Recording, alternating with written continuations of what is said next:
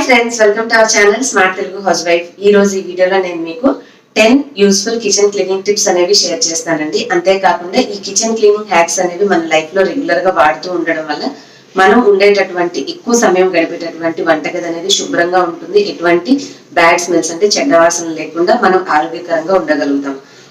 రకరకాల పనులు చేస్తూ మనం ఏదో ఒక కారణంతో ఎక్కువ సమయం కిచెన్ లోనే గడుపుతాం. కాబట్టి మనం ఉపయోగించే వస్తువుల దగ్గర నుంచి, చేసే వంట దగ్గర ఉపయోగించే స్టవ్ దగ్గర నుంచి అన్నింటినీ ఎలా శుభ్రంగా ఉంచుకోవాలి, మెయింటైన్ చేసుకోవాలనే టిప్స్ ఇవాళ వీడియోలో చూద్దాము. చూశాక నచ్చితే ఒక చిన్న లైక్ అండ్ షేర్ చేయండి. మరిన్ని టిప్స్ కోసం మన ఛానల్ సబ్స్క్రైబ్ చేసుకోవడం మాత్రం మర్చిపోకండి. సో వంటింటిని శుభ్రంగా ఉంచుకుని ఇల్లాలకు ఉపయోగపడేటటువంటి అతి ముఖ్యమైన వంటింటి చిట్కాలు ఏంటనేది చూసేసిద్దాం పదండి.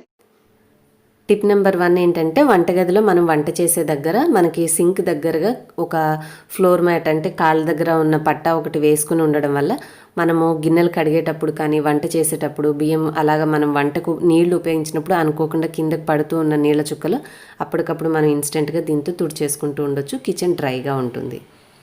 మన టిప్ నెంబర్ 2 వచ్చేసి, వంట చేసిన తర్వాత ఎప్పుడూ కూడా స్టవ్ అనేది వంట అయిపోగానే తుడుచుకుంటూ ఉంటే మనకి కిచెన్ అనేది నీట్గా ఉంటుందండి. దానివల్ల ఏదైనా ఫుడ్ అది దాని మీద పడిపోయి ఉన్న వాటి వల్ల బొద్దింకలు అవి రాకుండా ఉంటాయి, చీమలు అవి రాకుండా కిచెన్ చూడడానికి శుభ్రంగా ఉంటుంది. స్టవ్ కూడా క్లీన్గా ఉంటుంది.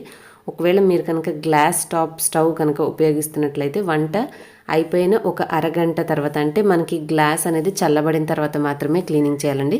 స్టీల్ది అయితే మనం వెంటనే కూడా క్లీన్ చేసుకోవచ్చు, ఇబ్బంది ఏం లేదు. బర్నర్స్ అనేవి వేడి ఉన్నాయా లేదా చూసుకొని ఈ విధంగా మనము వంట అయిపోగానే ఏదైనా ఒక క్లీనర్, మీ దగ్గర కిచెన్ క్లీనర్స్ ఏవో ఒకటి మీరు వాడుతూ ఉంటారు కదా, ఏదైనా బ్రాండ్, అది మనము స్ప్రే చేసుకొని చక్కగా, ఇక్కడ ఇది గ్లాస్ టాప్ అవడం వల్ల మనకి రింగ్స్ లాగా కూడా ఇచ్చారండి. సో ఇవన్నీ కూడా ఒకసారి నేను తుడుచుకొని ఆ స్టీల్ దాని మీద ఏదైనా పడిన దుమ్ము అది ఉన్న, చపాతీలు చేసినప్పుడు ఉన్న ఫ్లోర్ అలాంటిది పడినా కూడా ఇవన్నీ కూడా నేను తుడిచేసేసి క్లీన్ చేసేసుకుంటాను. మళ్ళీ మనము నెక్స్ట్ వంట చేయాలన్నా, సాయంత్రం వంట చేసుకోవాలన్నా కూడా పొయ్యి అనేది చూడడానికి శుభ్రంగా ఉంటుంది. సో ఈ హ్యాబిట్ అనేది చేసుకోవడం వల్ల ఏంటంటే కిచెన్లో ఎక్కువగా బొద్దింకలు రావు, అలాగే చూడడానికి కూడా స్టవ్ చక్కగా ఉంటుంది.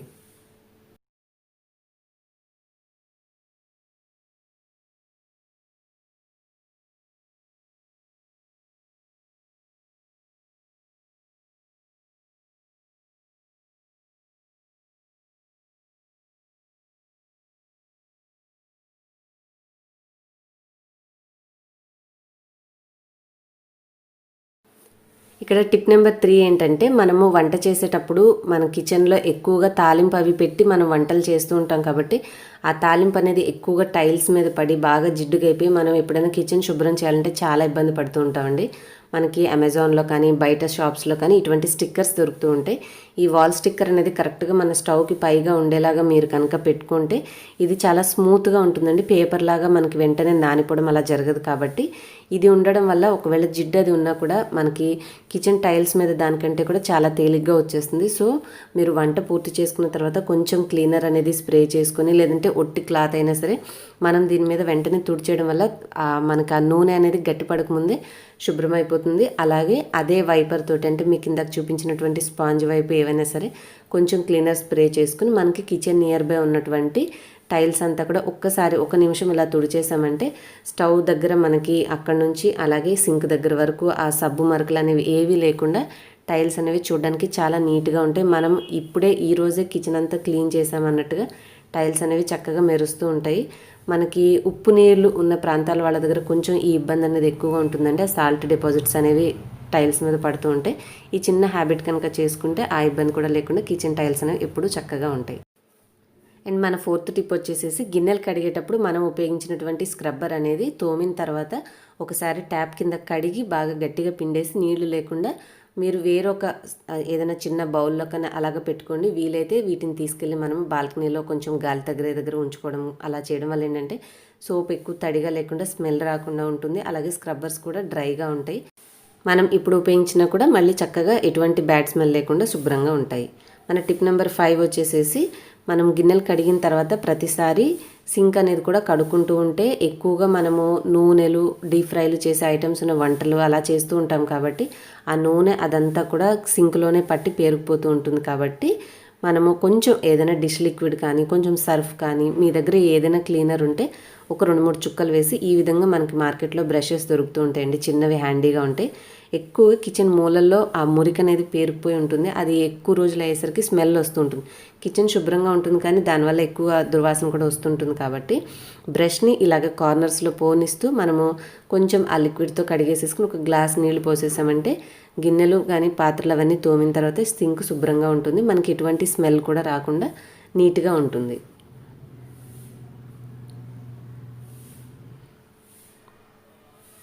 ఎప్పుడైనా కూడా ఈ వైపర్ అనేది మనము యూస్ చేయడం వల్ల ఏంటంటే ఇది ఎక్కువ నీళ్లు లేకుండా వెంటనే పొడిగా అవ్వడానికి మనకి ఫ్లోర్ అనేది సహాయపడుతుంది. ఇంకా మన టిప్ నెంబర్ 6 వచ్చేసి కౌంటర్ టాప్ మీద మనము కొన్ని వస్తువులను ఎప్పుడు పెడుతూ ఉంటాము పక్కనే. ఇప్పుడు మనం ఎలాగ టైల్స్ మీద అయితే నూనె చుక్కలు అవి చిమ్మి జిడ్డులాగా పేర్కొంటూ ఉంటుందో ఈ పోపు డబ్బాలు కానీ ఏవైనా మనం పక్కనే ఉంచుకునే వాటిని ఏదైనా ఒక క్లాత్ తోటి కాస్త వంట చేసినంతసేపు కవర్ చేసుకుంటే ఆ తాలింపు అనేది మనకి పైకి ఎగిసిపడినప్పుడు ఈ గిన్నెల మీద పడడం అట్లా కాకుండా క్లీన్ చేసుకునేటప్పుడు మనకు కూడా గిన్నెలు అనేవి ఎక్కువగా జిడ్డు లేకుండా ఉంటాయి.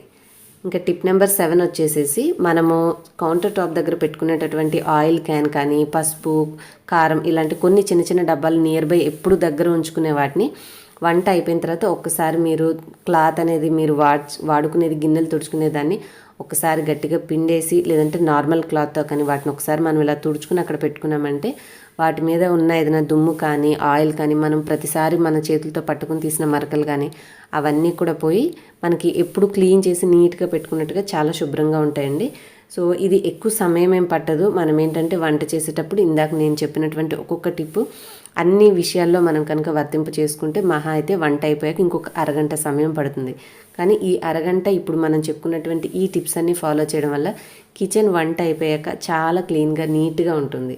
ఇంకా మన టిప్ నెంబర్ 8 ఏంటంటే వంట అయిపోయింగానే కిచెన్లో మనము ఉదయాన్నే ఇల్లు ఊడ్చుకున్నా కూడా ఉల్లిపాయలు తరిగేటప్పుడు చిన్న చిన్న ముక్కలు పడడమో లేదంటే ఏమైనా మనము గిన్నెలు బాక్సులు సర్దేటప్పుడు అన్నం మెతుకులు అలా పడి ఉంటాయి. కాబట్టి మనం ఇల్లంతా కాకపోయినా కిచెన్ వరకు ఒక్కసారి అలా ఊడ్చేసేసుకొని మీరు లెమన్ అంటే నిమ్మకాయ రసం కానీ లెమన్ ఎసెన్షియల్ డ్రాప్స్ అని దొరుకుతాయి. వాటిని కానీ 1 లేదా 2 చుక్కలు వేసుకొని ఆ కొంచెం నేల మీద చల్లుకొని మనము మాప్ స్టిక్తో ఇల్లు తుడుచుకునే దాంతో తుడుచుకోవడం వల్ల ఏమవుతుందంటే కిచెన్లో చాలా మంచి నిమ్మ సువాసన అనేది చాలా బాగుంటుంది.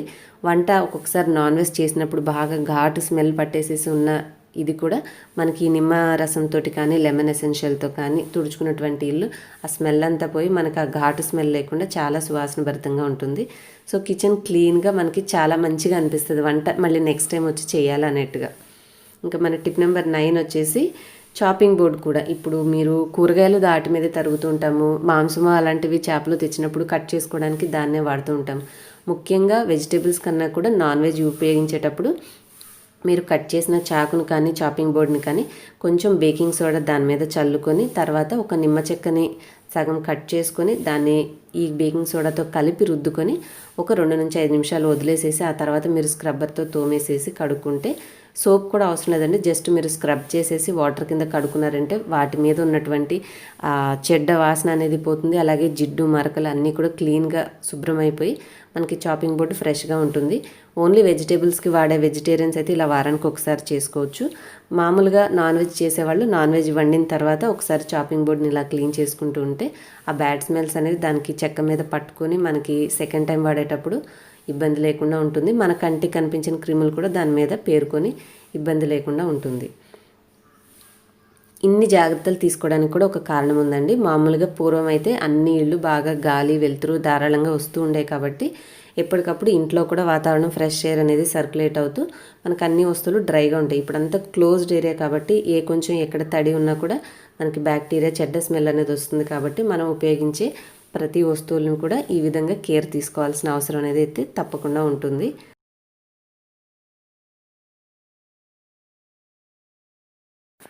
మన లాస్ట్ అండ్ ఫైనల్ టిప్ వచ్చేసి రైస్ కుక్కర్ క్లీన్ చేసుకోవడం అండి.